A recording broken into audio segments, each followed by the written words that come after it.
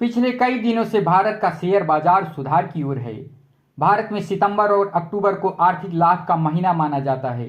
Share कारोबारी इन महीनों में ज़्यादा से ज़्यादा इन्वेस्ट करते हैं।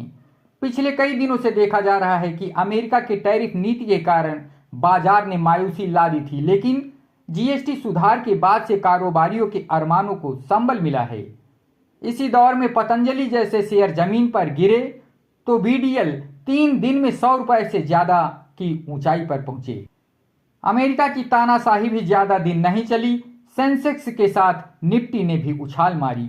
बाजार को उम्मीद की आंखों से देख रहे कारोबारी पैसा लगाने के बाद से सहमे जरूर हैं। इसका कारण है कि रूस, यूक्रेन, इजराइल, हमास, पोलैंड, फलस्तीन और नेपाल में डरावनी गतिविधियों ने पंख पसार रखे हैं। हाल में ही लिए गए जीएसटी सुधार के कारण शेयर बाजार और म्यूचुअल फंड में निवेश बढ़ा है। विशेषज्ञों का मानना है कि जीएसटी 2 के बाद बाजार में अवसर बढ़े हैं। भारत में शेयर बाजार को और भी मजबूती मिलने के कई कारण माने जा रहे हैं, जिसमें बैंकों की कर्ज वृद्धि 2025 और 26 की दूसरी छमाही में तेजी पकड़ेगी।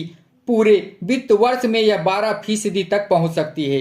रेटिंग एजेंसी क्रिटिकल ने सोमवार को कहा, चालू वित्त वर्ष में बैंक कर्ज वितरण को बढ़ाने में खुदरा ऋण मुख्य भूमिका निभाएगा।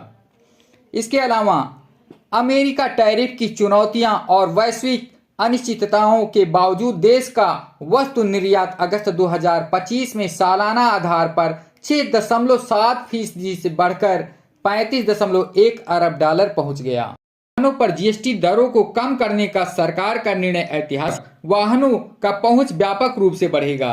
आगामी त्योहारी सीजन के लिहाज से यह फैसला लाभकारी है, जो मोटर वाहन उद्योग में नई गति लाने के लिए एक लंबा रास्ता तय करेगा। त्योहारी मौसम शुरू होने से पहले अलग अलग सेक्टर की कई कंपनियां ग्राहकों को लुभाने के लिए सेल ला रही हैं।